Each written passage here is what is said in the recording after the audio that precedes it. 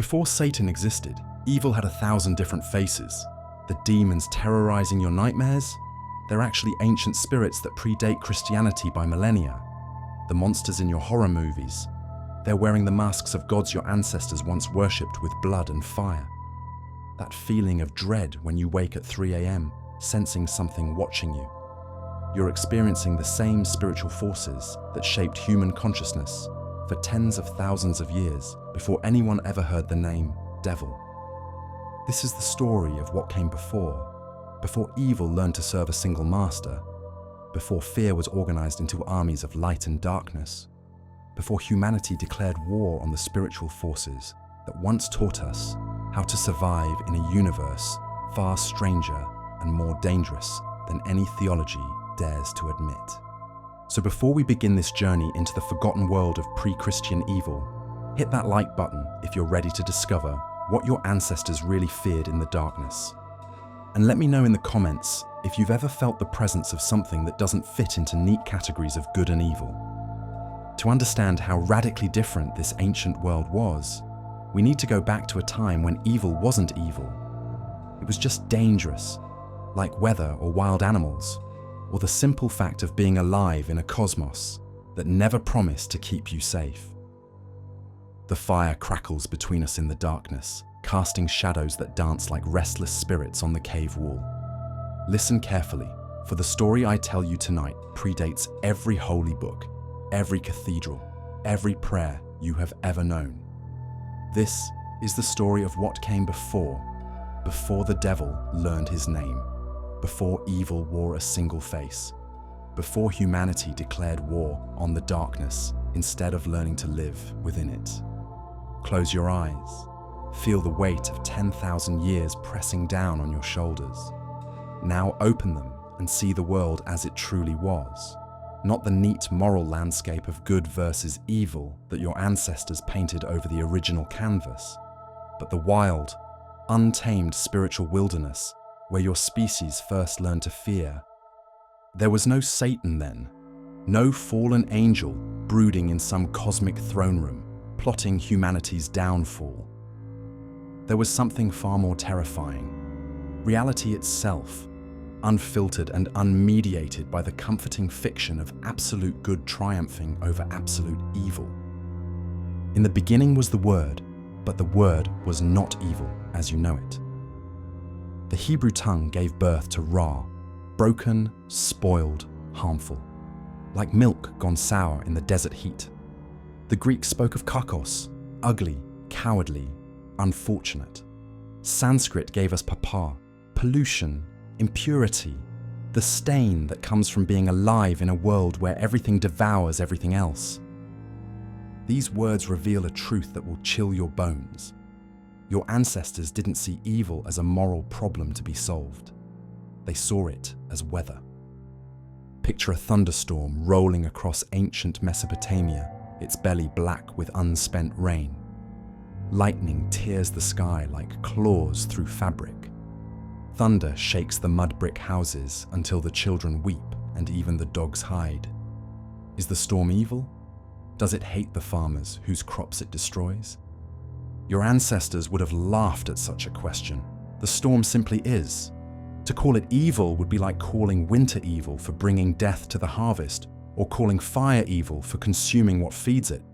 This was their universe. Not a moral battlefield where armies clash, but a vast, indifferent machine grinding on with terrible beauty. Walk with me now through the spiritual landscape of antiquity, where the air shimmers with unseen presences and every shadow might harbor a god. In ancient Sumer, the universe operates like a vast city-state. At its heart sits the assembly of the gods, Anunnaki, powerful beings who gather to debate the fate of mortals. Marduk brings order with his storm voice. Enlil commands the wind that splits mountains. Inanna carries love and war in equal measure like a mother carrying her twins. But listen, none of these gods is pure. They are complex beings with complex motivations, capable of mercy and cruelty in the same breath. When Enlil sends the great flood to drown humanity, he acts not from malice but from exhaustion. the same exhaustion a parent feels when their children become too loud, too demanding, too much. Travel now to Egypt, where the god Set walks with his red hair and his donkey's head, lord of the harsh places where nothing grows. Set is necessary.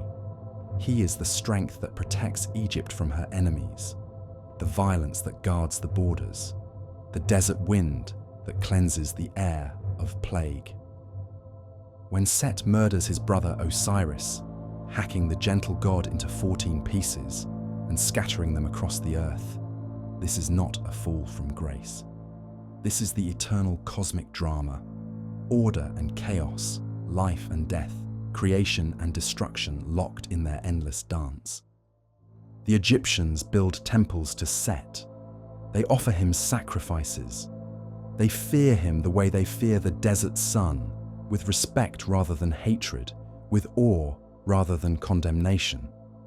Sail across the wine-dark sea to Greece, where Eris walks among the gods, Discord herself, daughter of night, mother of sorrows. When the gods forget to invite her to their feast, she responds with the golden apple marked for the fairest, the single act that will topple Troy and fill the Mediterranean with blood. But the Greeks do not exile Eris from their pantheon. They recognize her necessity. Without Discord, their world would stagnate like pond water. Eris is dangerous the way birth is dangerous, the way change is dangerous, unavoidably, necessarily, sacredly dangerous. Each landscape creates its own catalogue of fears. The desert fears thirst and madness, the forest fears predation and entanglement, the ocean fears drowning and vast indifference where human concerns matter no more than the struggles of plankton. But notice, these spirits are not evil in any absolute sense. They are expressions of the dangers inherent in their environments, given form by human imagination. They are what happens when the landscape itself develops teeth. Feel the great wheel turning. Watch how fear itself follows the ancient calendar, waxing and waning like the moon. Winter brings the Draga, restless dead who cannot sleep while snow covers their graves, who rise to drain warmth from the living with ice-cold touch. The domovoi turn malevolent when families fail to leave proper offerings, souring milk and stealing heat from the hearth when it is most desperately needed. Spring brings different fears. As ice breaks and rivers run wild with snowmelt, the Rusalka emerge, drowned women who dance in moonlight and sing travelers into rushing water. As the earth warms, darker things wake from their winter sleep. Summer's terrors are abundance turned rotten, crops that grow too well, that ripen too fast, that split open to reveal writhing corruption. The fear of plenty curdling into plague, of celebration turning into orgy. Autumn is the season of the wild hunt, when barriers between worlds grow thin and the dead ride out to gather the harvest of souls. This is the rhythm your ancestors lived by, not the steady moral drumbeat of good versus evil, but the complex polyrhythm of seasonal danger and cosmic indifference. As our fire burns lower, consider what was lost when humanity traded this complex spiritual ecosystem for the simple binary of God and Satan. Your ancestors lived in a world where every choice carried weight because consequences were immediate and local. When the harvest failed, you didn't blame the devil. You examined your relationship with land spirits, reviewed your rituals, considered what taboos might have been broken. When illness struck, you didn't pray for deliverance from evil. You negotiated with fever spirits, made offerings to ancestors, sought to restore disturbed balance. This was a world of moral complexity that required constant attention, constant relationship building with the unseen forces that shaped daily life.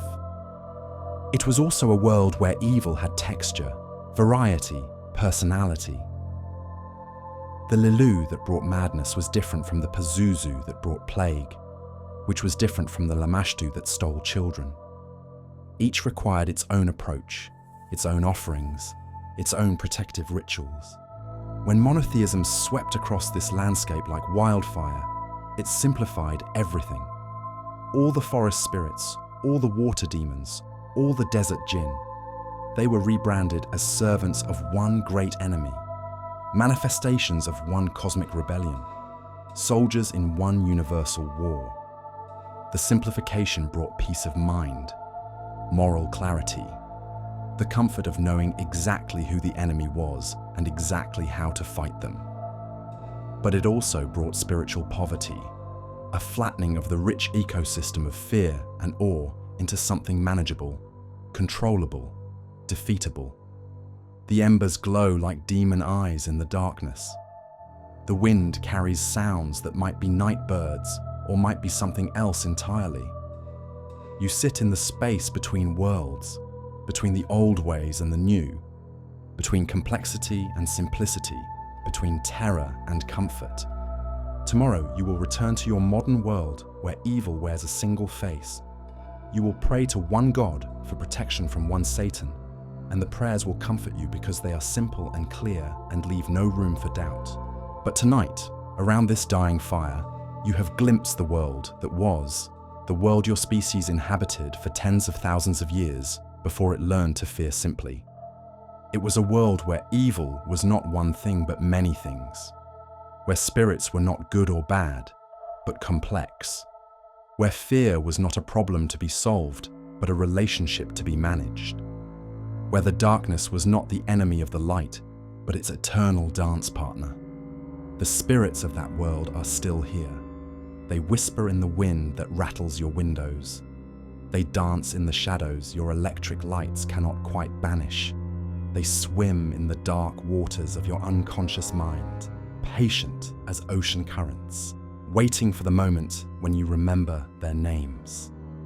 Before the devil, there was everything else, and everything else is still here, waiting in the spaces between certainties, in the gaps between prayers, in the darkness between one breath and the next. The darkness between stars holds secrets older than light itself. In that primordial void before creation spoke its first word, something stirred. Not evil as you know it, not rebellion against divine order, but the raw, untamed force from which all order must emerge. Your ancestors knew this force. They built altars to it. They spoke its many names with reverence and terror. They called it chaos, and they understood what you have forgotten, that destruction and creation are not opposites, but lovers, locked in an embrace so intimate that you cannot tell where one ends and the other begins. Listen. Do you hear that? The sound beneath all sounds, the rhythm that beats in your bones when you wake at 3 a.m. with your heart hammering against your ribs. That is the pulse of chaos, not the enemy of order, but its dark mother, its necessary shadow, its eternal partner in the cosmic dance. In the beginning, before Marduk learned to speak lightning, before Ra sailed his golden boat across the morning sky, before Zeus claimed dominion over the storm-crowded peaks of Olympus, there was Tiamat. Picture her, the saltwater goddess sprawled across the universe like a sleeping dragon, her body containing all the oceans that would ever be. She is beautiful and terrible, primordial and eternal. From her womb come the first gods, the Anunnaki who will shape the world. But they are young and restless, these children of hers. They make noise. They disturb her ancient sleep with their plans and their wars, and their endless need to create, to build, to impose meaning on the meaningless cosmos. Tiamat stirs. When she opens her eyes, the first tsunamis crash across shores that do not yet exist. When she speaks, her voice is the sound of continents grinding together, of glaciers carving into seas black with depth. She is not angry. Anger is too small a word for what moves in the deep places of her heart. She is disturbed, and when primordial chaos is disturbed, reality itself begins to shake.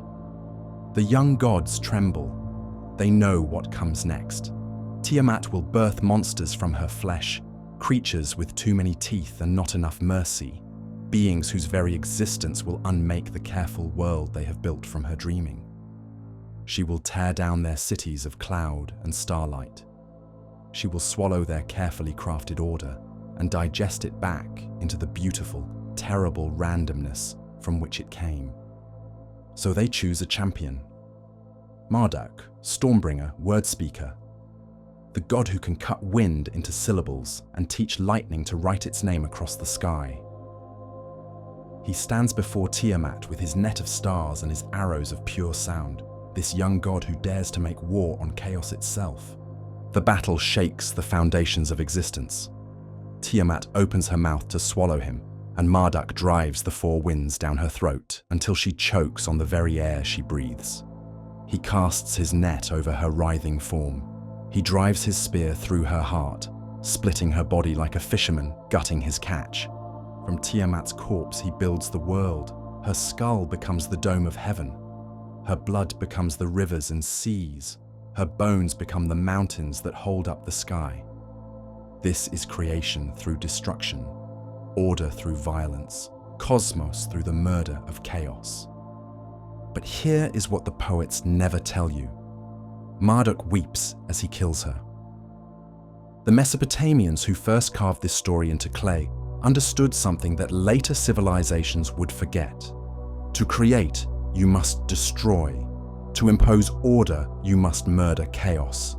And every act of creation carries within it the guilt of this necessary violence. Tiamat is not evil. She is simply too vast, too ancient, too chaotic for the ordered world the young gods envision. She must die so that you can live, so that seasons can follow their prescribed patterns, so that rivers can flow in their banks instead of flooding the earth with salt dreams. But she does not truly die. How can chaos die? She sinks into the deep places of the world, into the spaces between thoughts, into the pause between one heartbeat and the next. She waits, and sometimes, on the nights when the stars align in patterns that spell words no human tongue can pronounce, she stirs in her grave of order and remembers what it felt like to be infinite.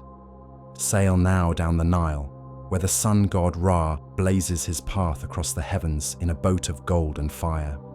Each dawn is a victory, each sunset a temporary defeat, for Ra must journey through the underworld each night, through the realm of shadows and whispers, where his ancient enemy waits. Apep, Apophis, the serpent whose name means to slither toward. Imagine a snake so vast that its coils could encircle the earth, so ancient that it remembers when the sun was nothing but a dim ember guttering in the cosmic night.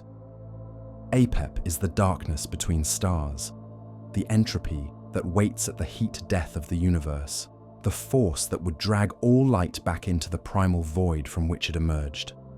Each night, as Ra's boat travels through the underworld, Apep strikes. The serpent rises from the dark waters beneath the world, its maw opened wide enough to swallow suns. Its eyes are black holes where light goes to die. Its breath is the cold that waits between galaxies. The battle is fought in darkness so complete that even the dead cannot see it. Ra's crew, gods and blessed spirits who have earned their place in the eternal voyage, fight with spears of crystallized starlight. They chant the words that hold reality together. They speak the true names of things, the sounds that keep the sun burning and the earth turning and the hearts of mortals beating in their fragile chests. Sometimes they wound Apep. The serpent's blood falls like black rain into the underworld, and from that blood grow the nightmares that will plague sleeping children 10,000 years in the future. Sometimes Apep retreats, slithering back into the deepest trenches of chaos to nurse its wounds and plot its return. But Apep never dies, cannot die. The Egyptians understood this with a clarity that cuts like obsidian. Chaos is not a problem to be solved, but a force to be eternally resisted. Every sunrise is a victory, but never a final victory.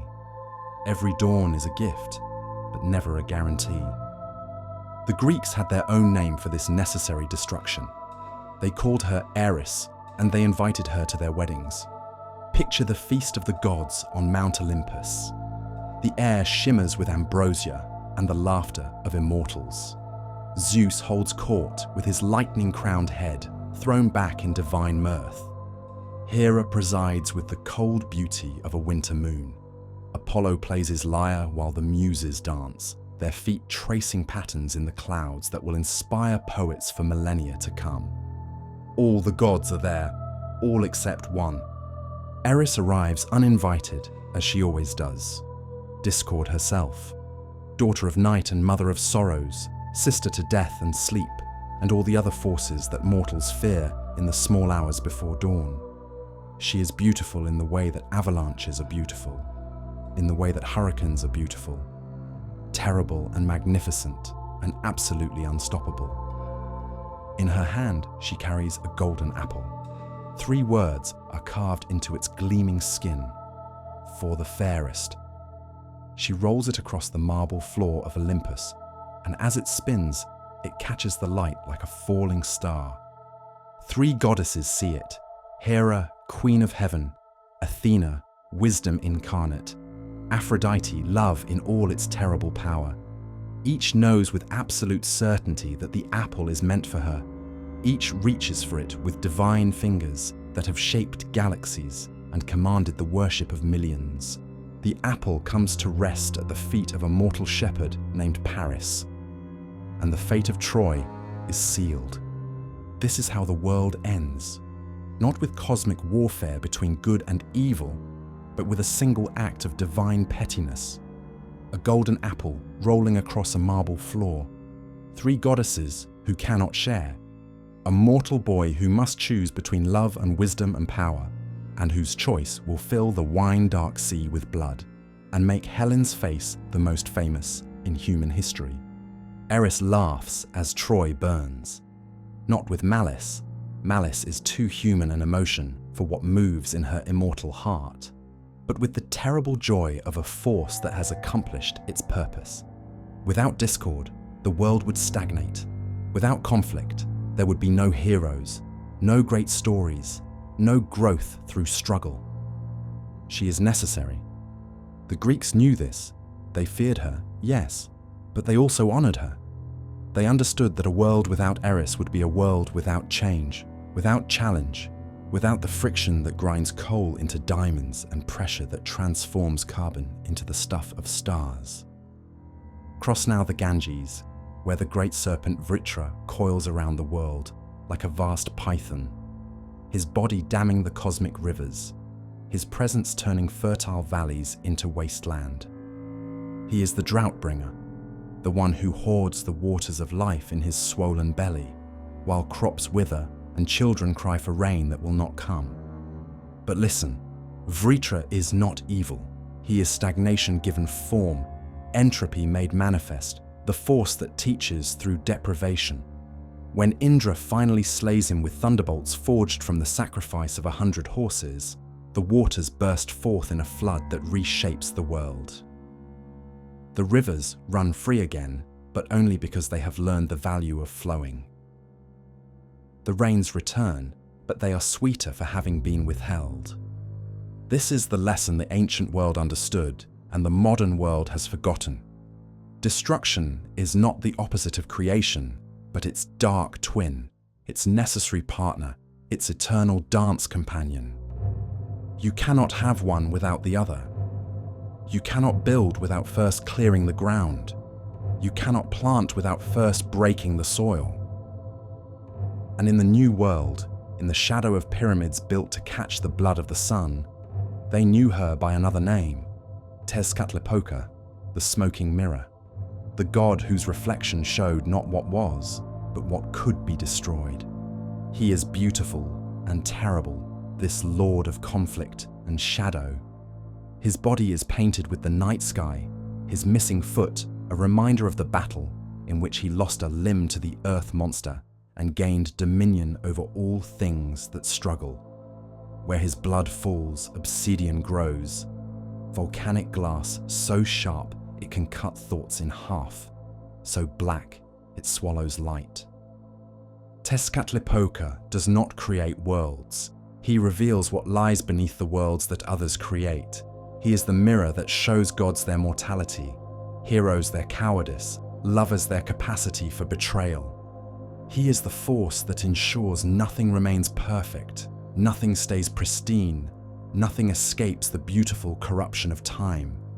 The Aztecs offered him their finest young men, warriors who would dance in his honor for a full year before climbing the temple steps to meet his knife. These were not sacrifices to evil, but offerings to necessity, gifts to the force that ensures the world never stops changing, never stops growing, never stops becoming something new through the death of something old. And in the burning grounds of India, where the funeral pyres cast their light against the star-drunk sky, Kali dances on the corpse of time itself. She is terrible beyond imagining, this dark mother. Her hair streams behind her like the night sky come undone. Her forearms hold the tools of destruction and renewal, the severed head that represents the death of ego, the sword that cuts through illusion, the bowl that catches the blood of time. Her tongue lolls out, red with the vital essence of everything that lives and dies, and lives again. Kali is not evil. She is time itself made manifest, the force that ensures nothing lasts forever, not empires, not loves, not sorrows, not even the stars in their courses. She dances on the breast of Shiva, her divine consort, and her dance is the rhythm that governs all existence, creation, preservation, destruction, and rebirth in endless, beautiful, terrible succession. The fire gutter's lower now, and in its dying light you can almost see them, all the chaos gods your ancestors knew and feared and worshipped, Tiamat stirring in her saltwater dreams, Apep coiling through the spaces between stars, Eris laughing as the world burns itself into something new, Vritra teaching through withheld rain, Tezcatlipoca showing you your true face in his obsidian mirror, Kali dancing on the bones of yesterday to make room for tomorrow. They are still here, these necessary destroyers, these sacred forces of chaos and change. They whisper in the wind that brings the hurricane.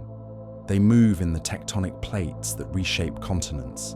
They flow in your blood when you feel the urge to tear down what no longer serves, to break what has become too rigid, to burn away the old growth so that something new can take root. Before the devil, there was this, the understanding that destruction and creation are not enemies but lovers, not opposing forces, but complementary aspects of a single divine process. The chaos gods were not worshipped as evil, but as necessary, not feared as enemies, but respected as teachers who instructed through catastrophe, who revealed truth through loss, who cleared the way for new growth by burning away the old. The embers shift and settle. Tomorrow's world will try to tell you that chaos is your enemy, that destruction is always wrong, that the goal of existence is to achieve perfect order and maintain it forever. But tonight, in the space between the dying fire and the coming dawn, you remember what your ancestors knew. That chaos is not the opposite of order, but its source. Not the enemy of creation, but its dark mother. Not the destroyer of meaning, but the force that ensures meaning never grows stagnant, never becomes dogma, never stops evolving into something deeper and truer and more alive. The chaos gods are patient.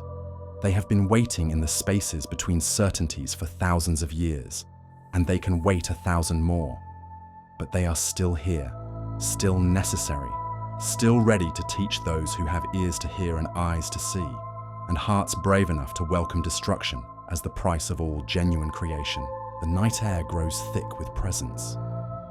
Something moves in the shadows beyond our dying fire. Not quite animal, not quite human, older than both. Your skin prickles with the ancient recognition that your ancestors carried in their blood. You are not alone in this world. You have never been alone. In the spaces between what is and what might be, in the cracks of reality where certainty gives way to possibility, they dwell. Not demons as you know them, not fallen angels serving some cosmic rebel, but something far stranger and more terrible. They are the spirits of imbalance, the guardians of taboo, the living embodiments of everything your civilization has tried so desperately to forget. They predate your devil by thousands of years. They knew your fear before your God learned to love you.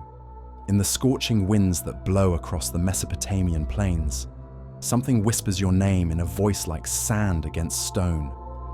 The Akkadians called them Lilu, wind spirits born from the marriage of storm and emptiness, neither fully alive nor properly dead. They are hunger given form, desire twisted into something that feeds on what it can never truly possess. Picture him as he rises from the dust devil that dances across the market square, tall and gaunt, his eyes the color of dried blood, his hair streaming behind him like smoke. The Lilu moves through sleeping cities on nights when the moon hides her face, slipping through cracks in walls that should be solid, flowing like water through spaces too small for flesh. He does not come to steal your soul. Such concepts do not yet exist. He comes because he is lonely, because the wind is cold and the spaces between things are empty, because even spirits know the ache of separation from the warm, beating world of the living. He presses against sleeping bodies, seeking not to possess, but simply to touch, to feel the warmth of blood moving through mortal veins. The women who wake gasping in the night, who rise with strange marks on their skin, and stranger dreams clouding their memories, have been visited by loneliness itself made manifest. The Lilu takes nothing that was not already lost, desires nothing that was not already desired. He is the shadow of every unfulfilled longing, the ghost of every connection that was never made. But it is his sister who brings the real terror. Lilitu dances through the same wind-carved spaces, but her hunger is sharper, more focused, deadly as a blade pressed against the throat. Where her brother seeks connection, she seeks dissolution. Where he touches, she tears. She is the storm that strips flesh from bone, the fever that burns away identity, the madness that makes mothers forget their children's names. In later ages, she will be called Lilith, first wife of Adam, the woman who refused to lie beneath her husband and was cast out of Eden for her defiance. But this is mythology dressed up in moral clothes. The real Lilitu is older than morality, more primal than any garden paradise. She is the scream that tears from a woman's throat in childbirth, the rage that rises when the body is forced to serve desires, not its own. She comes for the newborn in their cradles, not from malice but from grief, the grief of a spirit who can never bear children of her own, who can touch life only by taking it away. The mothers of Babylon hang iron knives above their babies' beds and scratch protective spells into the doorframes, but even they understand. Lilitu is not evil. She is bereft. She is the sorrow of the childless given teeth and wings. Deeper in the storm winds, something else stirs. Pazuzu spreads his eagle wings and opens his lion's mouth, and the sound that emerges is the voice of pestilence itself. He is beautiful in the way that hurricanes are beautiful, terrible and unstoppable, and absolutely without mercy. His face is the face of the desert wind that brings no relief from heat, only more heat. Heat that builds until it cracks stone and drives men to visions. But listen carefully to what the Mesopotamians understood. Pazuzu is both bringer and banisher of plague. He commands the winds that carry disease, yes, but he also commands the winds that drive disease away. He is invoked not just as destroyer, but as protector, not just as bringer of fever, but as the force that can break fever's hold. The amulets that bear his terrible face are not warnings but invitations, pleas for his protection against lesser demons, lesser plagues, lesser winds. For Pazuzu is the king of the storm, and while his friendship is dangerous, his enmity is death itself. Travel west now, across the burning sands where the sun dies each night only to be reborn from its own ashes. Here, in the spaces between settled lands, where the goat paths wind through rocks that remember the touch of older gods. Different spirits make their homes. The Hebrews call them Seirim, the hairy ones, the goat demons who dance on their hind legs when the moon is dark. Picture them as they truly are. Not fallen angels, but nature spirits, embodiments of everything wild and untamed and free. Their hair is the color of dust and blood. Their eyes are the golden eyes of desert predators. Their hooves strike sparks from stone as they leap from crag to crag, following paths that human feet could never navigate. They are not evil. They are other. They belong to the empty places, the wild places, the places where human law holds no sway and human morality has no meaning. When the Israelites send their scapegoat into the wilderness, they send it to Azazel, not because he is their enemy, but because he is the Lord of that liminal space where guilt can be transformed, where the impurities of civilization can be dissolved back into the raw chaos from which they came. Azazel accepts the burden. He does not judge. He does not condemn. He simply takes the sins, takes the guilt, takes the stain that comes from living in community with other human beings. He processes it through his wild nature and returns it to the earth, clean as rain. But when the monotheists come with their single God and their simple morality, they will paint Azazel as a tempter, a corrupter, a fallen angel who taught humanity the arts of war and seduction. They will forget that he was once a cleanser, a purifier, the one who took away what could not be born.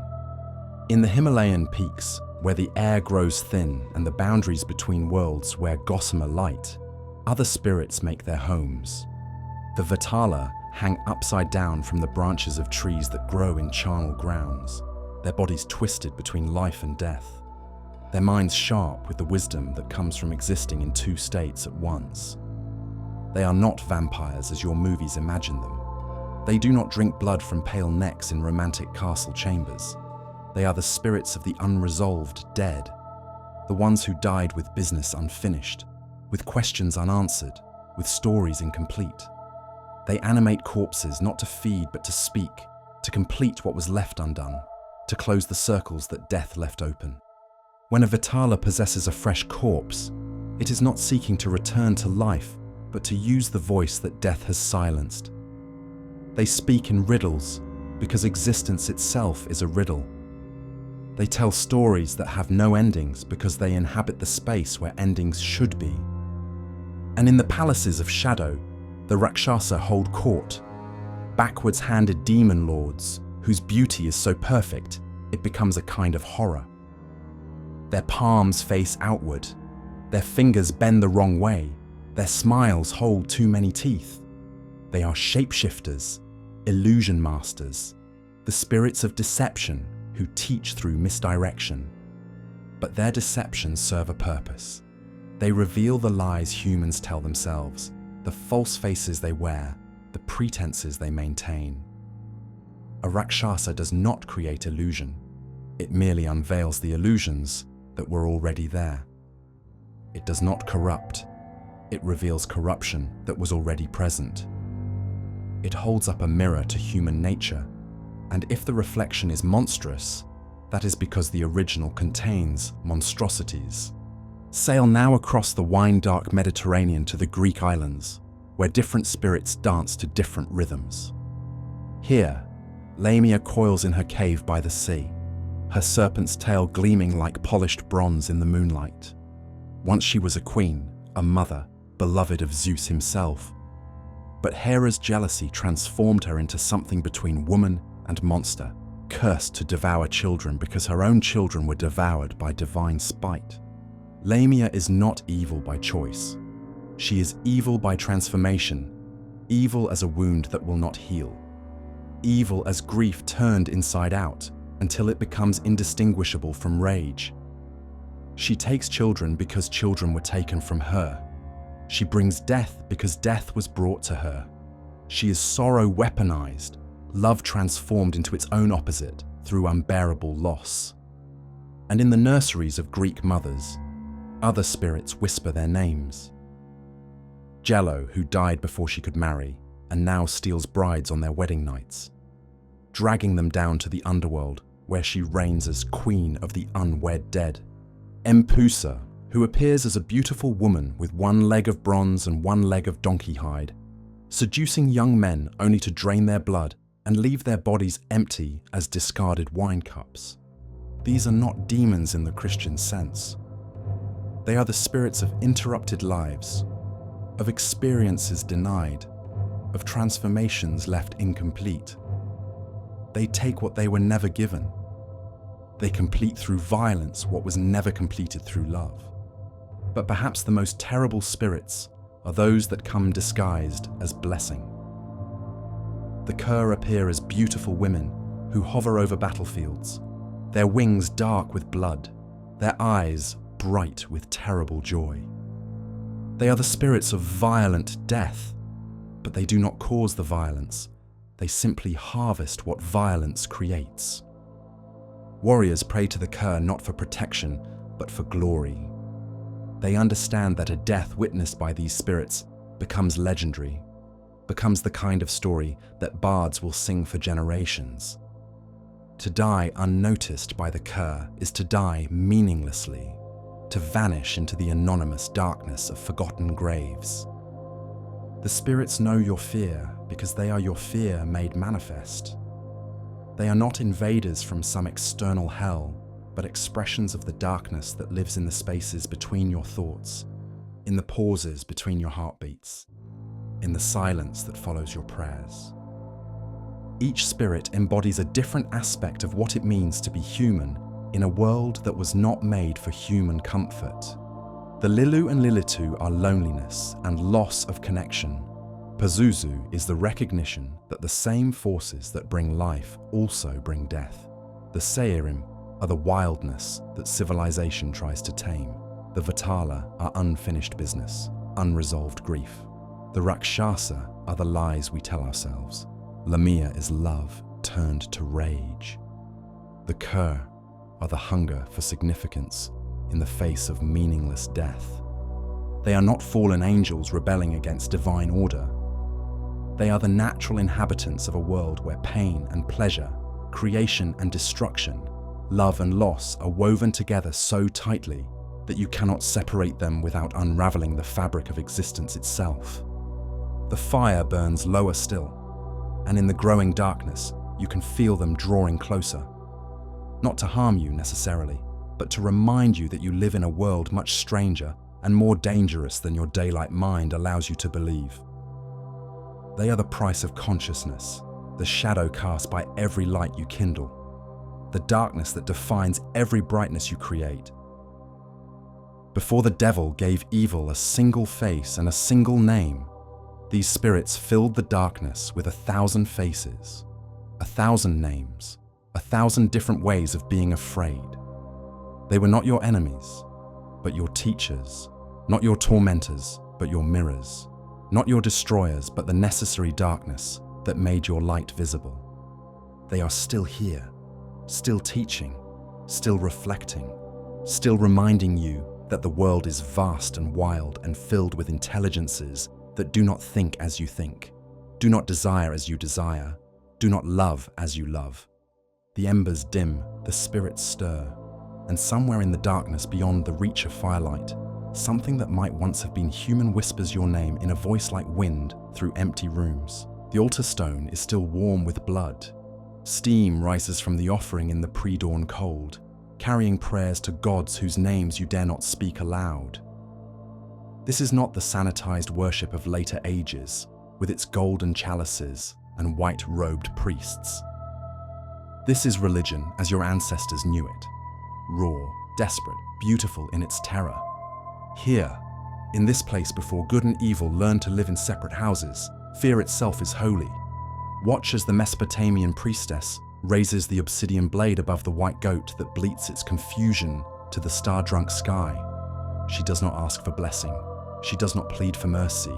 She negotiates with Nergal, lord of plague and war, with Ereshkigal, queen of the underworld's bone-white throne, with Lamashtu, child killer, fever bringer, the she-demon whose hunger can never be satisfied but might, if the offering is rich enough, if the words are spoken correctly, if the ritual follows the patterns carved in stone before human memory began, be temporarily appeased. The blade falls, the blood pools, the priestess dips her finger in the warm, red offering and traces symbols on her forehead that predate writing, that speak in the language gods used before humans learned to make sounds into meaning. She whispers the old words, the dangerous words, the words that acknowledge what later priests will try to forget. That the divine is not good. The divine simply is, and what is includes both the hand that heals and the hand that kills. This is sacred terror. This is holy fear. This is what it means to worship not because you love, but because you must. Not because the gods are good, but because they are powerful. Not because they will save you, but because they might, if you are very careful, very respectful, very afraid, refrain from destroying you completely. The blood soaks into the altar stone. The gods taste the offering. In the morning, when the fever breaks in the child's room across the city, the priestess will know her negotiations succeeded. The price was paid, the balance was maintained. Death accepted one life to spare another. This is the arithmetic of the sacred. Not mathematics of morality, but calculus of consequence. The brutal ledger book of cause and effect that governs all existence beneath the pretty stories humans tell themselves about justice and meaning. Travel north to the Scandinavian forests where the wind carries the scent of pine and sacrifice. Here, beneath trees older than Christianity, older than Rome, older than the written word itself, the blotstone waits. 9 days of offerings. 9 different deaths.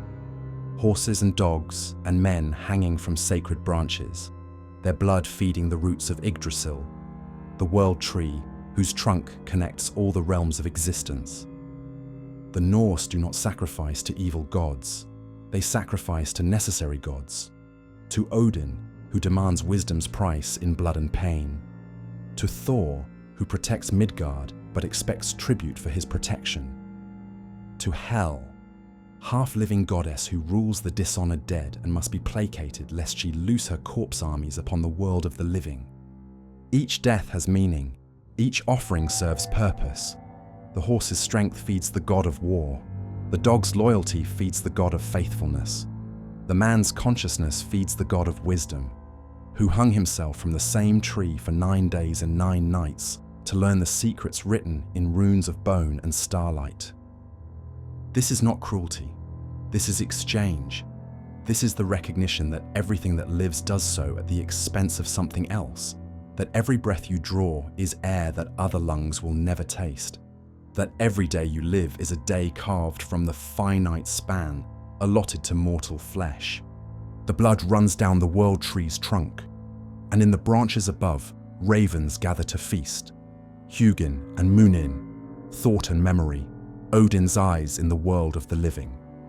They feast on sacrifice and carry news to the gods, and their cawing sounds like laughter. Not malicious laughter, but the laughter of intelligence that has seen through all illusions and found the joke hidden at the heart of existence. Sail now to the Greek islands, where different altars smoke with different offerings.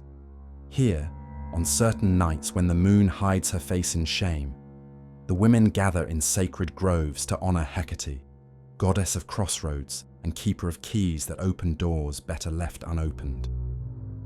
She stands where 3 paths meet, tall and terrible in her triple form: maiden, mother, crone. But each aspect holds a knife.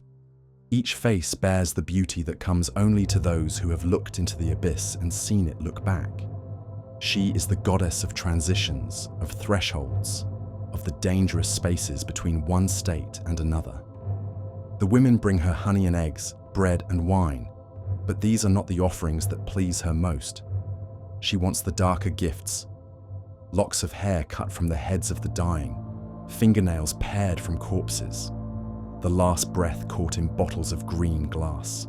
She wants the things that belong to the liminal spaces, the borderlands between life and death, where her power runs strongest.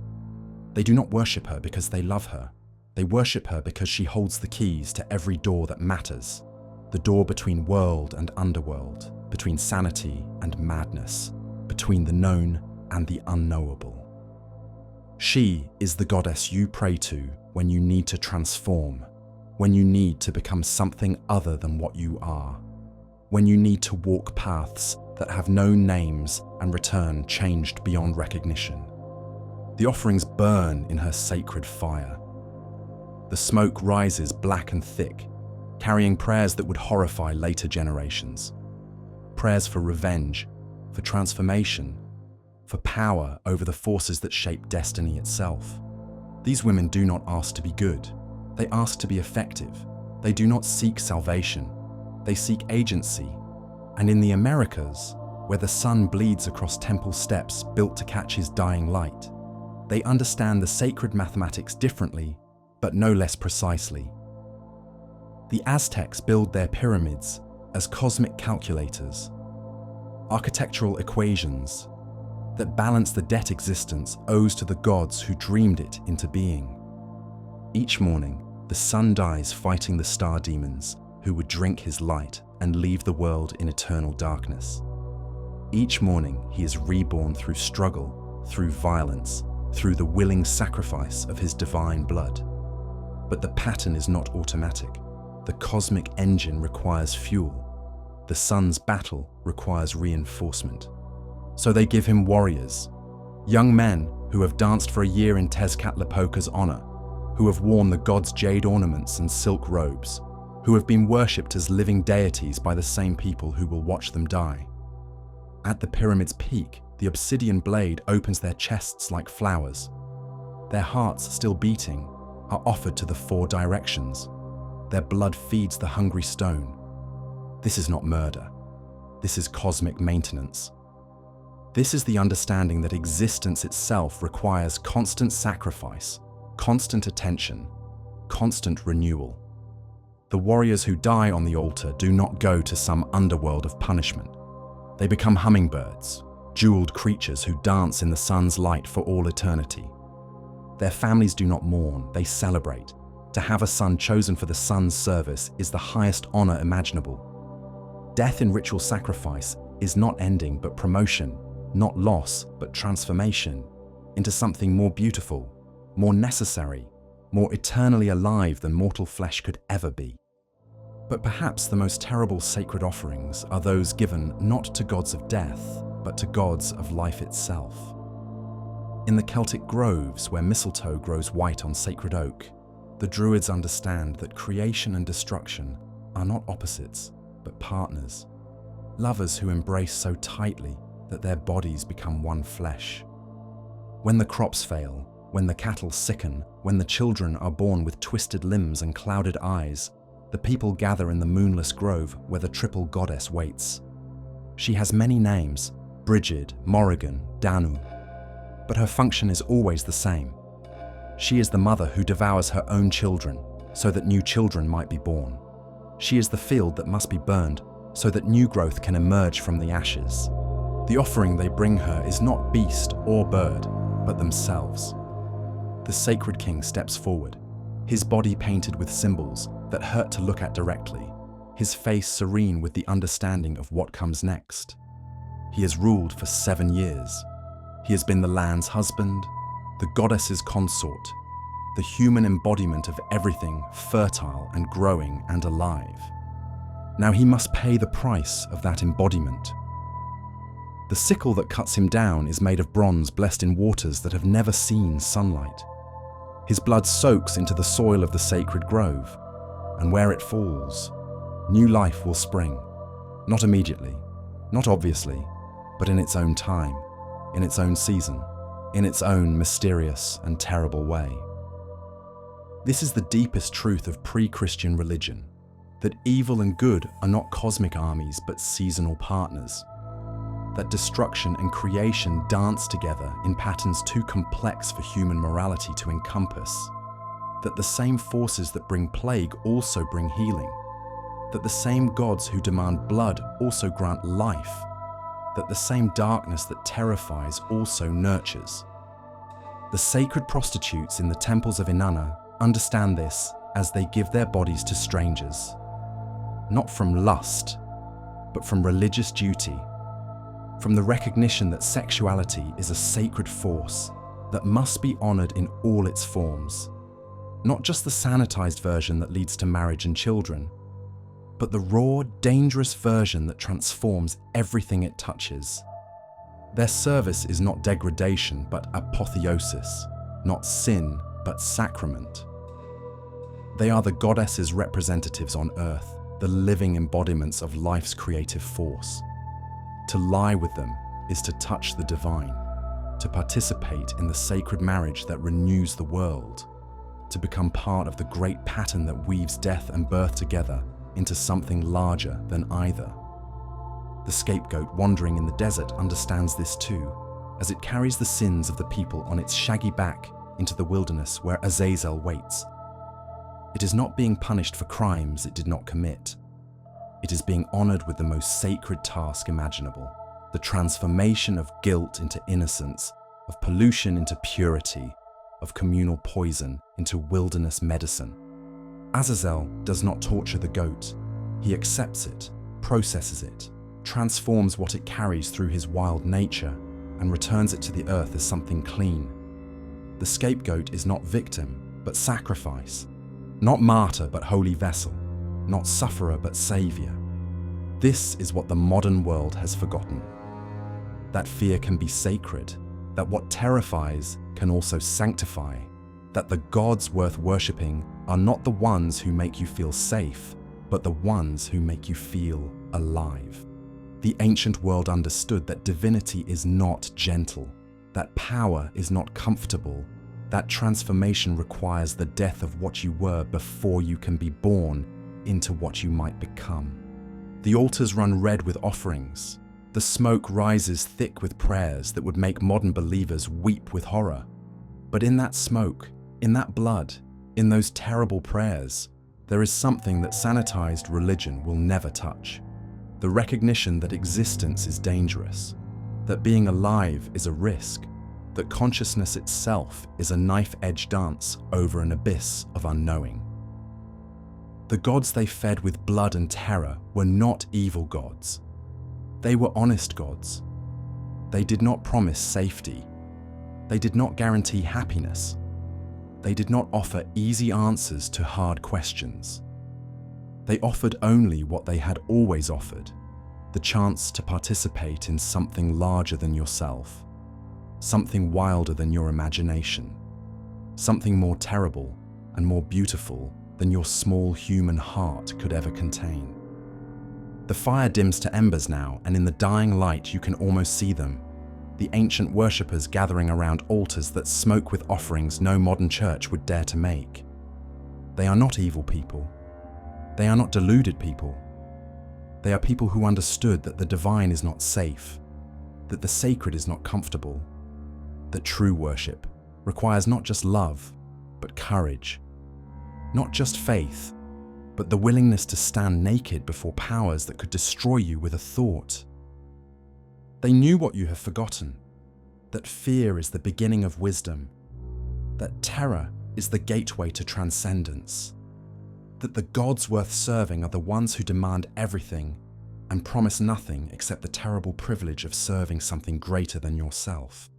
The last ember dies, the sacred darkness closes in, and in that darkness, older than Christianity, older than civilization, older than human memory itself, the ancient gods stir and smile and remember when mortals knew how to worship properly, with blood and fear and the beautiful terror of standing in the presence of something absolutely beyond human understanding. The sacred evil waits. It has been waiting for a long time, and it can wait a little longer. The wind changes. Can you feel it? Something shifts in the cosmic air, like the moment before lightning strikes when every hair on your body stands on end and the world holds its breath. After 10,000 years of dancing with 10,000 different spirits, Humanity is about to make a choice that will reshape the very nature of fear itself. The change begins in Persia, in the burning desert where a man named Zarathustra receives visions that will split the world in half. Picture him, a priest-prophet walking alone through landscapes that blur the line between dream and waking. His eyes bright with the terrible clarity that comes to those who have seen beyond the veil of ordinary reality. The old gods whisper to him from every shadow, every flame, every gust of wind across the sacred fire that burns eternal on its stone altar. But Zarathustra hears something else. A voice that speaks not from shadow but from light, not from multiplicity but from unity, not from the wild complexity of nature but from the perfect simplicity of absolute truth. The voice tells him what no human ear has ever heard before, that reality is not the chaotic dance of countless spirits, but a war between two armies, two principles, two cosmic forces locked in eternal battle for the soul of existence itself. On one side stands Ahura Mazda, the wise lord, the god of light and truth and perfect order. On the other crouches Angramenyu, the destructive spirit, the lord of darkness and lies and cosmic chaos. Everything else, every other god, every other spirit, every other force that humans have feared and worshipped and negotiated with, is merely a soldier in one army or the other, a fragment of one principle or its opposite. For the first time in human history, evil has an address, a commander, a cosmic headquarters from which all lesser evils take their marching orders. This is the moment. This is the turn. This is when the rich ecosystem of fear begins its slow collapse into something simpler, cleaner, more manageable, and infinitely more dangerous. Zarathustra's revelation spreads like wildfire through the Persian Empire, and from there into every corner of the ancient world. It moves through trade routes and conquest, through marriage and migration, through the thousand subtle ways that ideas travel when their time has come. And wherever it goes, it simplifies, it clarifies, it divides the complex spiritual landscape into two clearly marked territories, us and them, light and dark, good and evil. The old gods don't disappear overnight. They are too deeply rooted in human fear and human need to simply vanish at the word of a single prophet. But they begin to change, to shift, to reorganize themselves according to the new cosmic hierarchy that Zarathustra has revealed. The spirits of storm and plague, of forest and desert, of birth and death, all the countless entities that once occupied their own independent territories in the geography of the sacred, now must choose sides. They must become agents of cosmic good or cosmic evil. They must serve either Ahura Mazda or Angramenyu. The rich middle ground, where they once danced their complex, morally ambiguous dances, begins to disappear, claimed by one army or the other. But it is in Babylon, in the shadow of Marduk's great ziggurat, that the transformation truly takes hold. Here, among the scattered remnants of Israel's priesthood, exiled from their homeland and scattered among strange gods in a strange land, Zarathustra's vision finds its most fertile ground. The Jewish priests sit by the rivers of Babylon and weep for their lost temple, their lost homeland, their lost certainty that their God protects those who serve him faithfully. Their theology is in crisis. If Yahweh is the one true God, if he has chosen Israel as his people, if his power is absolute and his justice perfect, then how can his chosen people be defeated? How can his holy city lie in ruins? How can his faithful servants live in exile among pagans who prosper while the righteous suffer?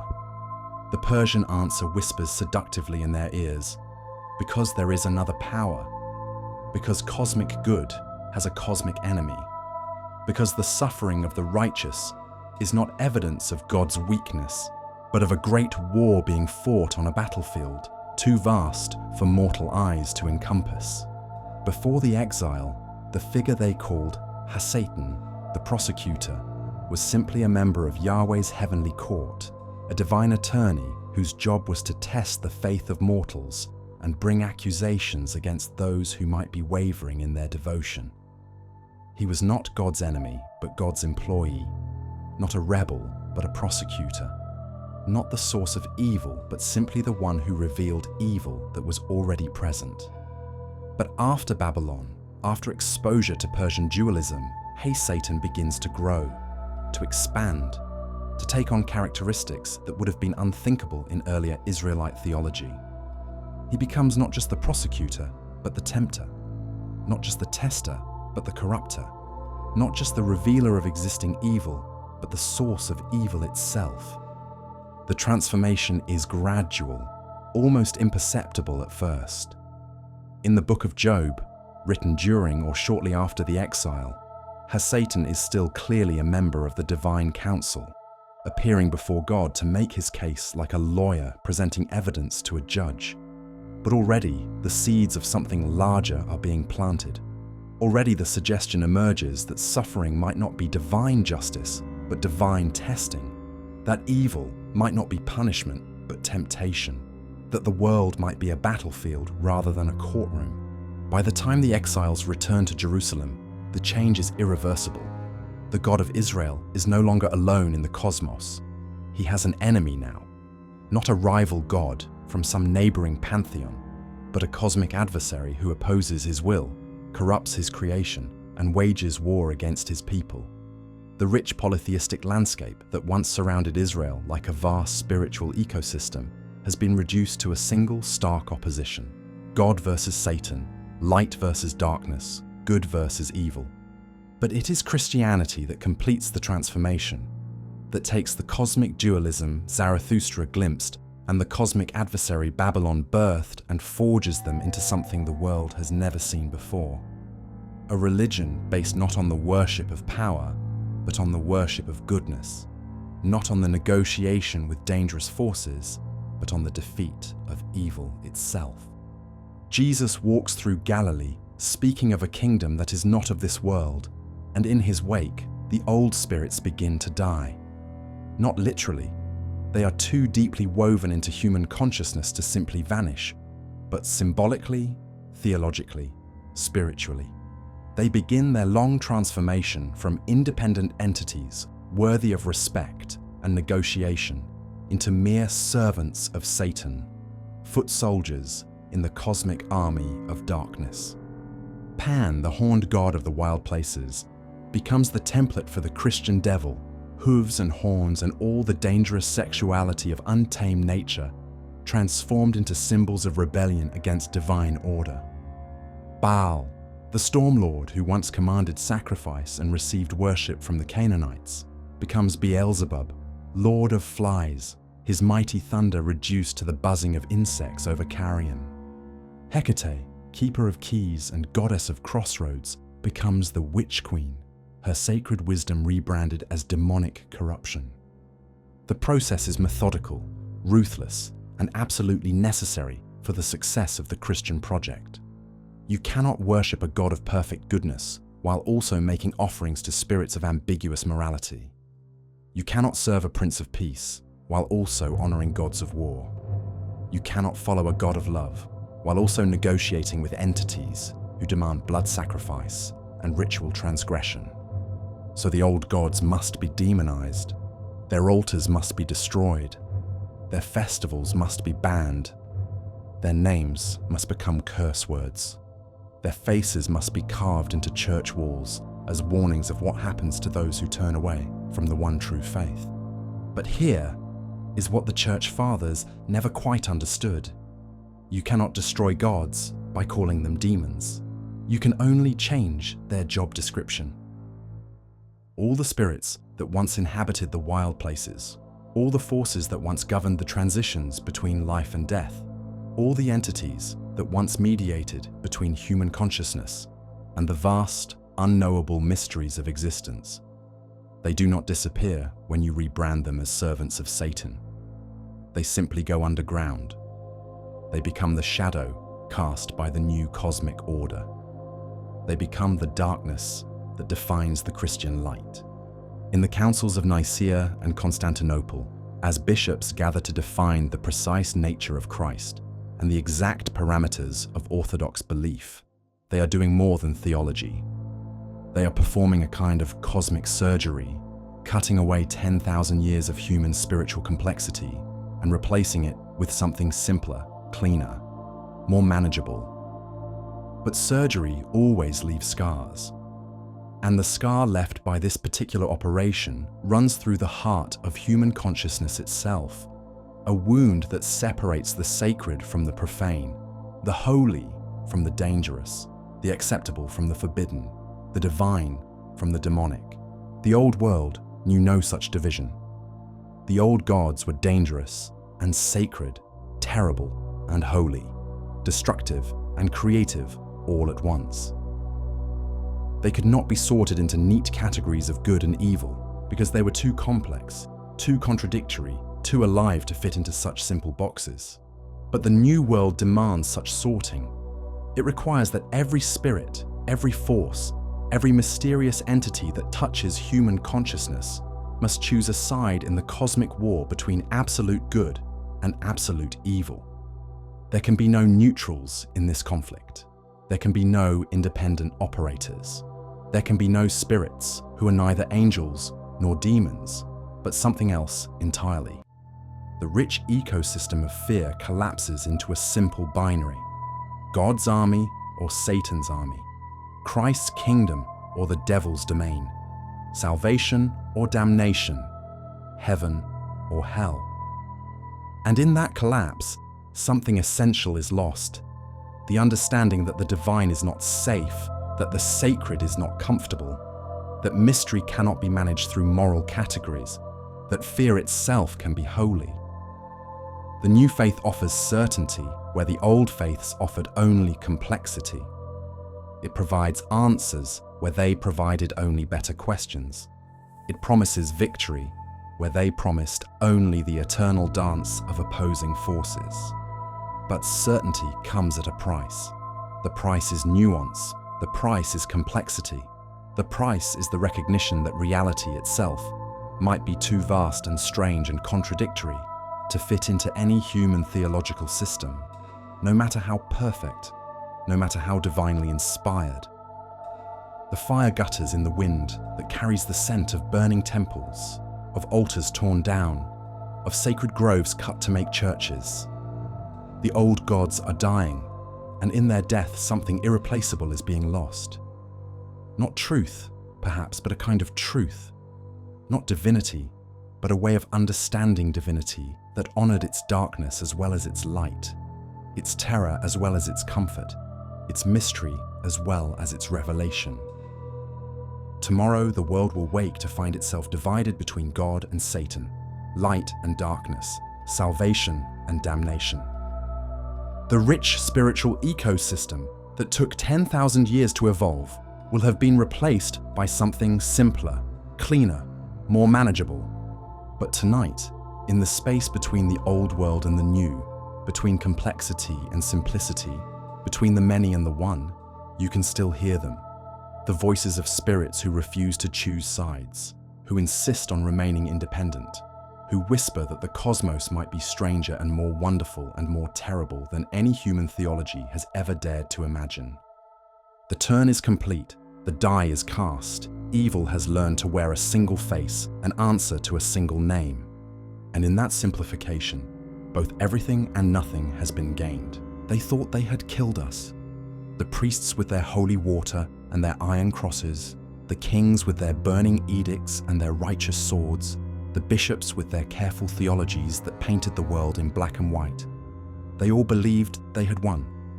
They built their churches on our sacred groves. They carved their saints over our faces. They taught children to cross themselves at the mention of our names. But we are older than their Christ, deeper than their devil, more patient than their prayers. We are the spirits who walked with your ancestors before they learned to count years or write their fears in books. And we do not die so easily. Listen. In the wind that rattles your windows, in the shadows that pool in corners, your electric lights cannot quite reach. In the dreams that wake you at 3 in the morning, With your heart hammering terror you cannot name, we are still here, waiting, watching, remembering when you knew how to fear properly. The church thought it could exile us to hell, conscript us as Satan's soldiers, reduce our wild complexity to simple rebellion against divine order. But we are not rebels. We never were rebels. We are forces of nature disguised as spirits, fragments of consciousness wearing the masks of myth, the living embodiments of everything your civilized mind cannot accept, but your primitive heart cannot forget. So we adapted, we evolved, we learned to wear new names and speak in new voices. We discovered that humans will worship anything if you present it properly, fear anything if you dress it in the right costume, negotiate with anything if the price is desperate enough. In the deep forests of northern Europe, where the trees grow thick enough to shut out heaven's light, we made our first successful disguise. The church taught that we were demons, but the common people knew better. They understood that the woods were dangerous whether Christ ruled them or not, that certain places remained wild no matter how many prayers were said over them, that some hungers were older than theology. So we became the Fae, the fair folk, the good neighbors, names that acknowledged our power while pretending to domesticate it, titles that honored us while maintaining the fiction that we served some Christian cosmic order. But names could not change our nature. When we stole their babies and left changelings in their place, wooden creatures carved from heartwood and animated with breath that tasted of pine needles and frost, we were doing what we had always done. We were claiming what belonged to the wild places, taking back what had been born from the marriage of human desire and forest mystery. When we led travelers off the safe paths and into bogs that swallowed them whole, we were not serving Satan's grand plan for humanity's destruction. We were simply being ourselves, spirits of confusion and transformation, entities who existed to remind mortals that the world contains more than their maps and prayers can encompass.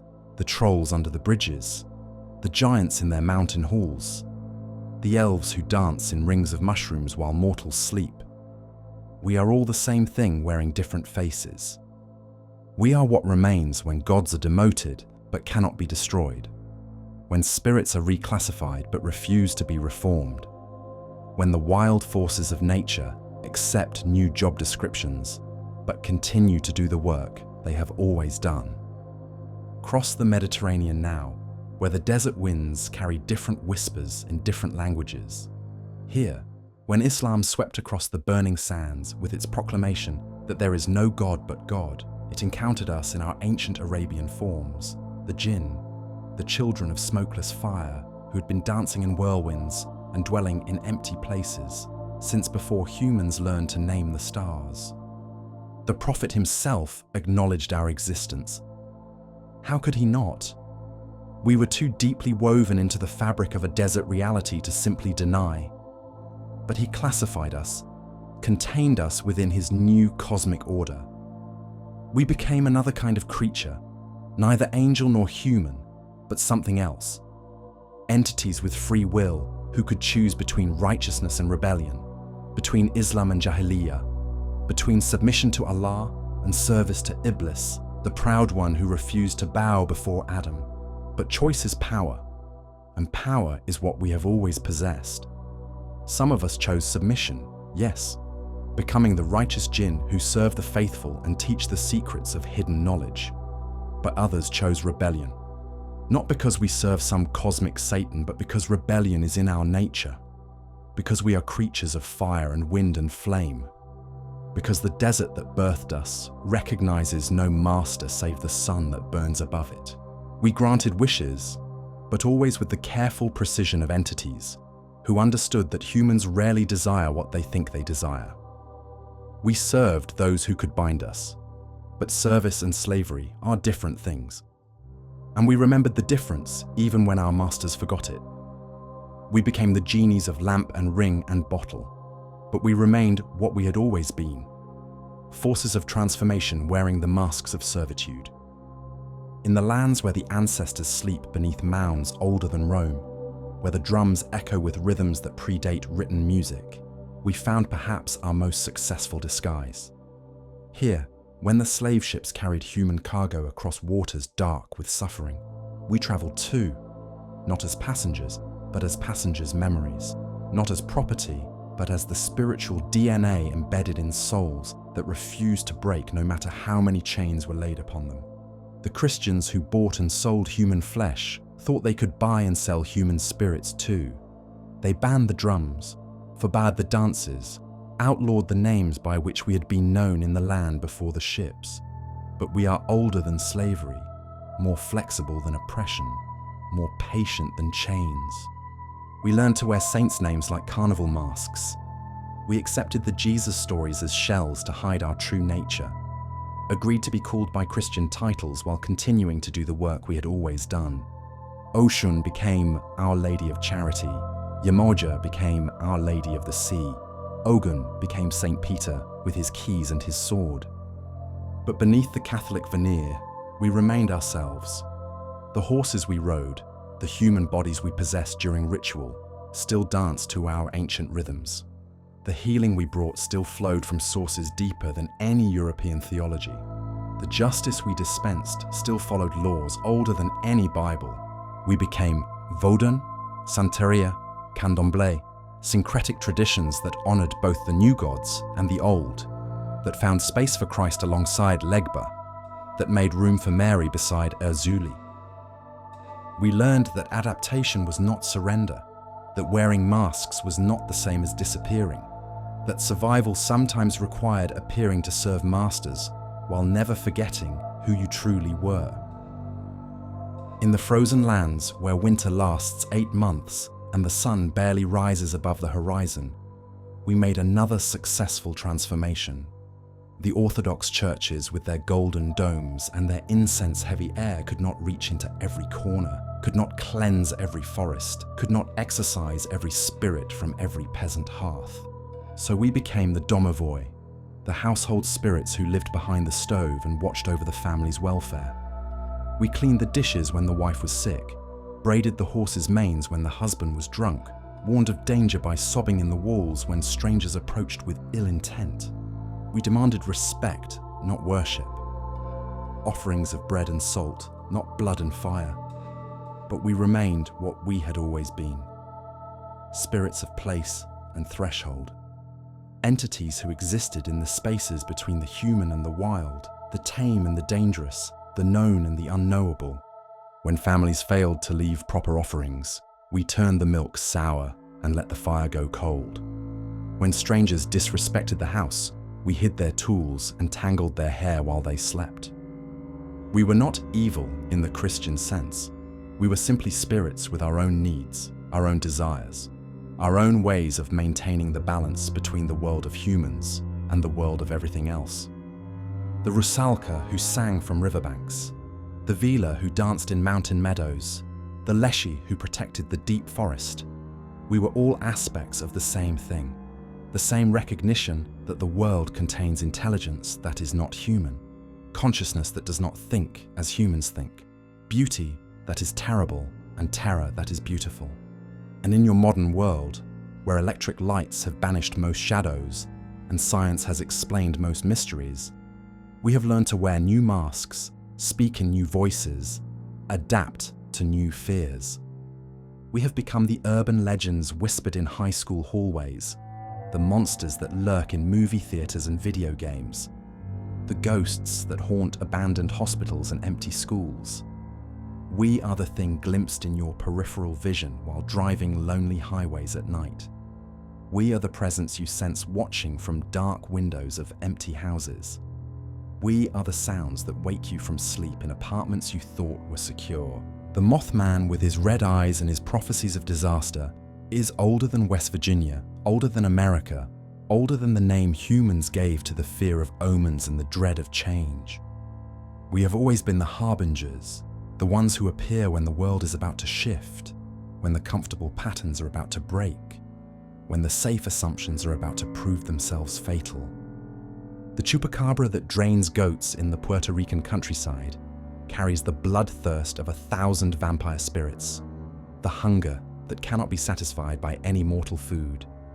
the need that drives entities who exist in the spaces between life and death to take what the living possess and the dead remember.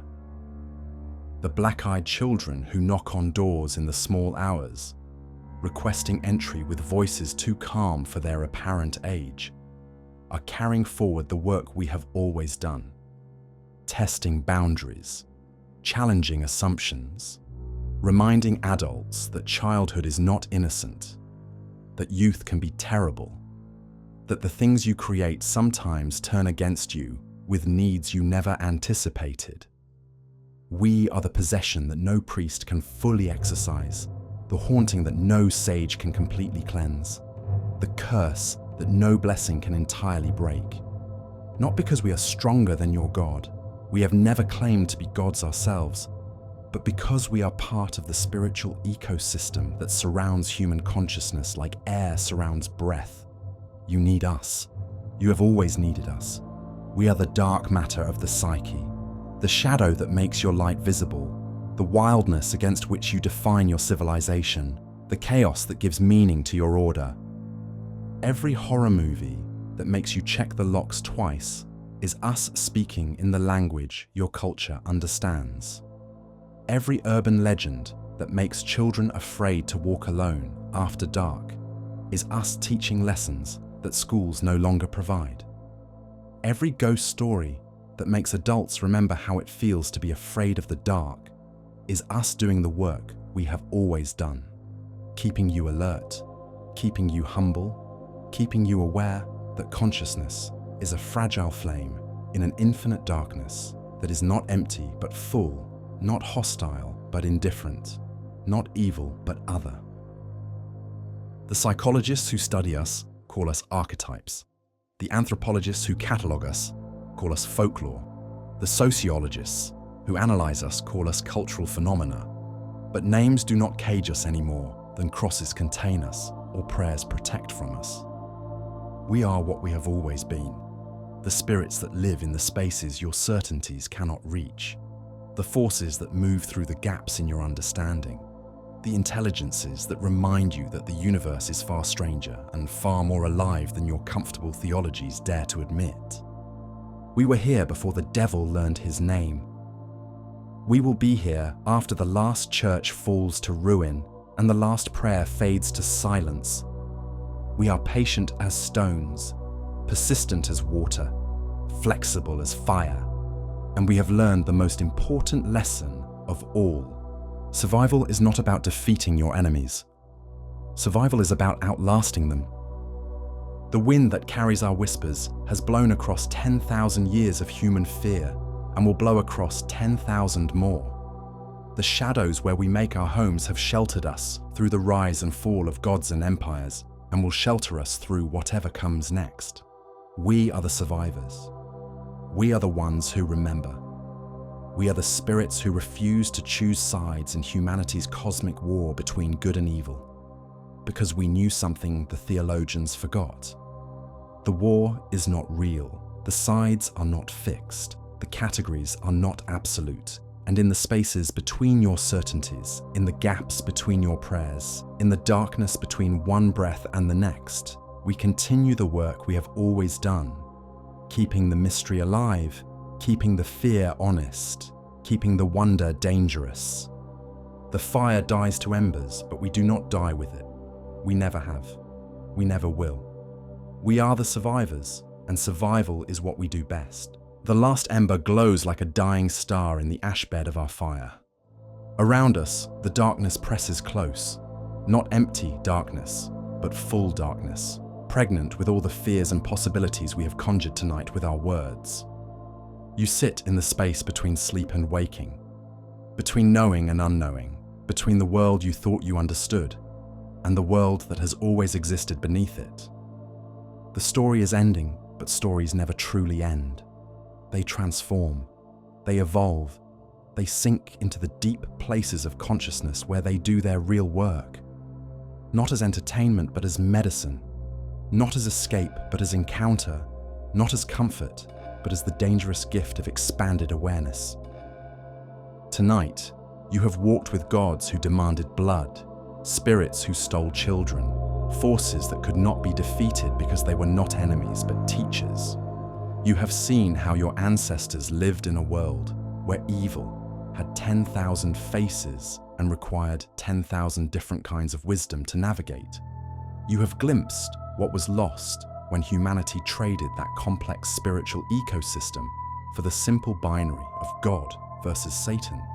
But why does any of this matter? Why should you care about gods whose altars are cold, spirits whose names are forgotten, fears that your civilization has supposedly outgrown? Because the gods are not dead. The spirits have not vanished. The fears have not been outgrown. They have simply learned to speak in new languages, to wear new masks, to work through new channels. And if you do not understand what they are and where they came from, you cannot understand what they are becoming or what they are trying to teach you. Look around your modern world with eyes that have learned to see in the darkness we have kindled tonight.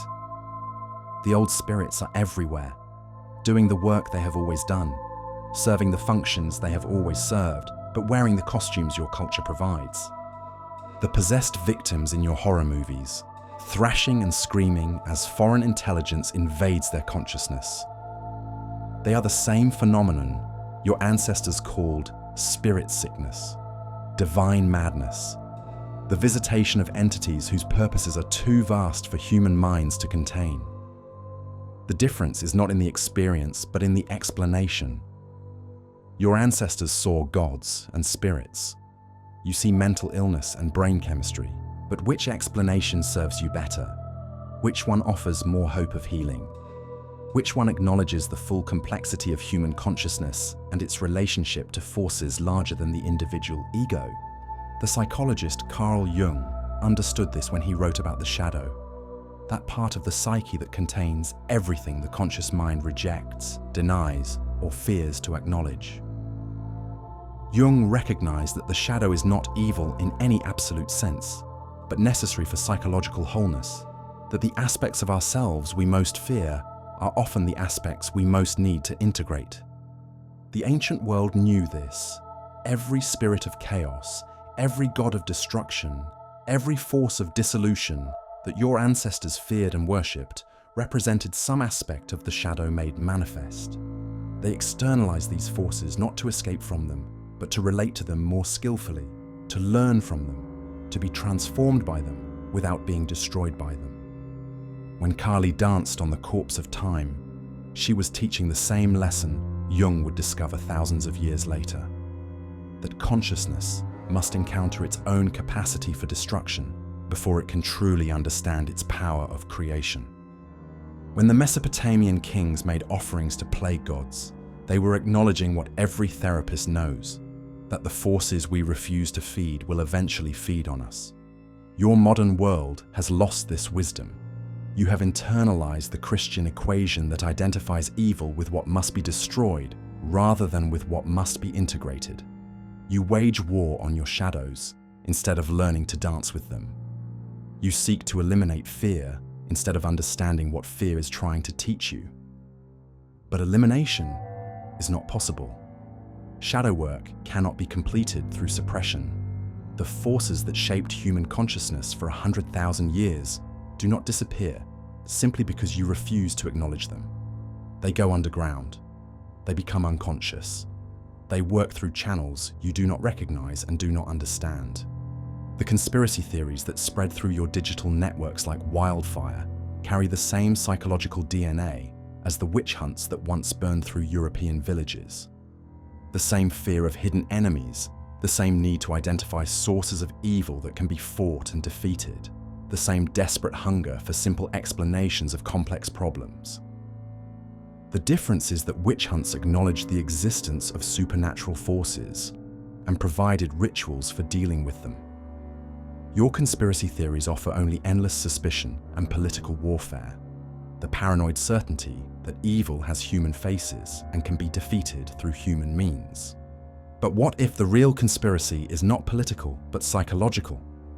What if the hidden enemies are not other humans, but the repressed aspects of human nature itself?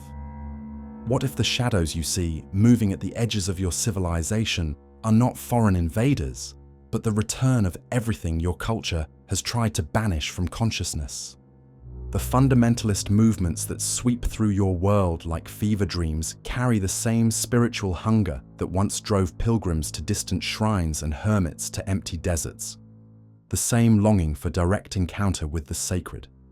The same willingness to sacrifice comfort for meaning. The same recognition that existence requires more than material prosperity to be bearable. But where the ancient pilgrimage led to temples that honored both light and shadow, beauty and terror, order and chaos, your modern fundamentalisms offer only the false comfort of absolute certainty. They promise to eliminate mystery rather than deepen it, to provide final answers rather than better questions, to win cosmic wars rather than dance eternal dances. The terrorist who believes he serves God by destroying God's enemies is following the same psychological pattern as the Aztec priest who believed he served the sun by feeding it human hearts. The difference is not in the motivation, but in the sophistication of the theological framework. The Aztec understood that the cosmos required sacrifice and positioned himself as a willing participant in cosmic maintenance. The terrorist understands only that evil must be destroyed and positions himself as a soldier in cosmic warfare. One worldview acknowledges complexity and embraces paradox. The other demands simplicity and eliminates ambiguity. Guess which one leads to more violence? Your political movements, too, carry the genetic memory of ancient spiritual practices. The rallies that draw tens of thousands to chant slogans and wave banners are performing the same function as the festivals that once drew communities together to honor dangerous gods and renew social bonds through shared ritual. But where the ancient festivals explicitly acknowledge their own temporary nature, the understanding that all human order is provisional, that all political arrangements are experiments, that all social structures will eventually be transformed or destroyed. Your political movements promise permanence. They claim to offer final solutions, perfect societies, systems that will never need revision. This is the core delusion of the post-religious world. The belief that human consciousness has evolved beyond the need for mystery, that human societies can be perfected through proper organization, that the forces that shaped your ancestors' fears and hopes no longer apply to their more enlightened descendants. But evolution does not work that way. The brain that fears snakes even when it has never seen one, the nervous system that responds to certain sounds and shapes with instinctive terror, the consciousness that dreams of flying and falling and being chased by things it cannot name. These are not bugs in the human program that can be debugged with enough therapy and education. They are features. They are the accumulated wisdom of 1,000,000 years of successful survival. They are the deep structures that connect you to the living web of intelligence that includes but transcends human reasoning. The spirits your ancestors knew were not hallucinations or metaphors or primitive attempts to explain natural phenomena. They were and are the interface between individual consciousness and the larger patterns of intelligence that move through the cosmos.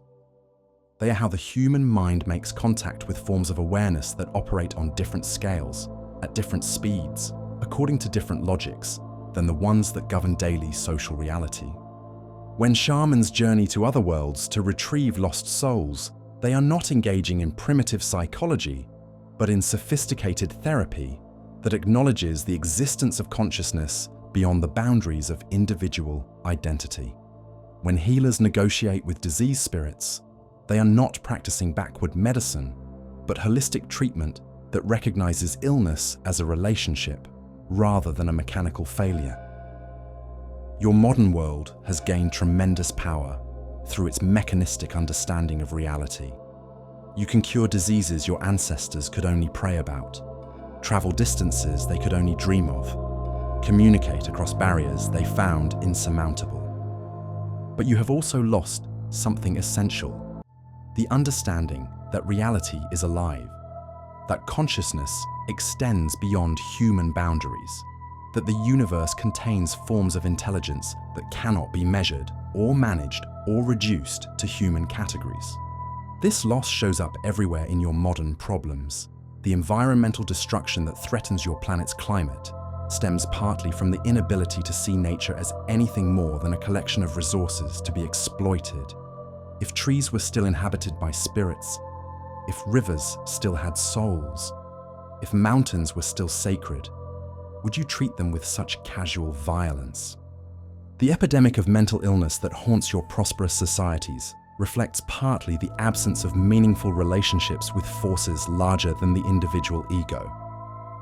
If people still had household gods to serve, seasonal festivals to celebrate, community rituals that connected them to cosmic rhythms, would so many feel isolated, purposeless, adrift in a universe that seems empty of everything except matter and energy? The political polarization that tears at your social fabric grows partly from the lack of shared symbolic languages that can contain paradox and ambiguity. If you still had trickster gods who embodied both wisdom and foolishness, seasonal myths that celebrated both death and rebirth, rituals that honored both order and chaos, would you be so desperate to sort everything into simple categories of good and evil? But the ancient wisdom is not lost. It cannot be lost, because it is woven into the fabric of consciousness itself. Every dream that terrifies you, every synchronicity that amazes you, every moment of awe that stops your thinking mind and opens your heart to something larger than yourself. These are the old gods, speaking in the only language your culture has left them. Every horror movie that makes you afraid to walk alone at night is a ritual of initiation, a reminder that consciousness extends beyond the boundaries of what you think you know. Every ghost story that makes you question the nature of death is a teaching about the persistence of pattern beyond the dissolution of form. Every monster movie that forces you to confront your own capacity for violence is a journey into the shadow territory your ancestors mapped with myths of dark gods and necessary demons. The question is not whether these forces still operate in your world. They do. They always have. They always will. The question is whether you will relate to them consciously or unconsciously, skillfully or clumsily, with wisdom or with fear. The path forward lies not in returning to the past, but in recovering what was valuable in the past and integrating it with what is valuable in the present. You cannot go back to sacrificing humans to sun gods, nor should you want to. But you can recover the understanding that existence involves sacrifice, that consciousness requires constant renewal, that the cosmos is not a machine to be operated, but a living system to be participated in. You cannot go back to believing that every shadow contains a demon, nor should you try. But you can recover the recognition that shadows exist, that they serve important functions, that they contain intelligence and agency, that your daylight mind cannot fully grasp or control. You cannot go back to living in a world where every natural phenomenon requires supernatural explanation, nor would that serve you well. But you can recover the sense of mystery, the recognition that understanding how something works does not eliminate the wonder of its working, that scientific explanation does not cancel spiritual significance. The ancient world knew that evil was not one thing, but many things. Not a cosmic army, but a cosmic ecosystem. Not a problem to be solved, but a relationship to be navigated. This knowledge is available to you now, tonight, in the space between the dying of our fire and the rising of tomorrow's sun. You can choose to see the difficulties in your life not as evidence of cosmic injustice, but as opportunities for growth. Not as problems to be eliminated, but as teachers offering lessons you may not want, but probably need. You can learn to negotiate with your fears instead of warring against them, to integrate your shadows instead of projecting them onto others, to dance with the forces of dissolution and chaos instead of imagining you can defeat them permanently.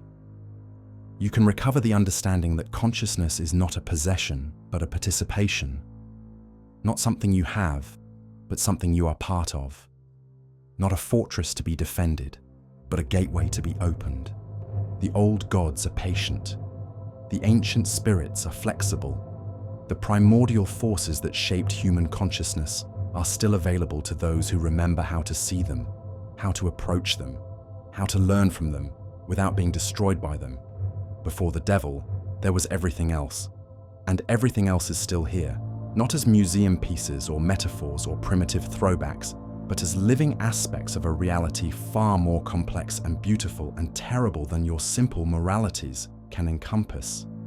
The fire dies, the darkness closes in. But you are not afraid because you remember now what your ancestors always knew. That darkness is not empty but full, not hostile but indifferent, not evil but other. And in that otherness lies the possibility of relationship, of learning, of transformation that goes deeper than comfort and higher than safety and wider than any single human understanding can contain. The story ends where it began, with mystery, with wonder, with the recognition that consciousness exists in a universe far stranger and more alive than any theology has ever dared to dream. Before the devil, there was this. After the devil, there will be this. And in the eternal now that contains both before and after, this is what there has always been. The endless, dangerous, beautiful dance between what you know and what you do not know, between what you can control and what you cannot control, between who you think you are and who you might become if you had the courage to die to your certainties and be reborn into your questions. The fire dies, the dance continues, and in the darkness between one breath and the next, everything that has ever been afraid learns how to sing.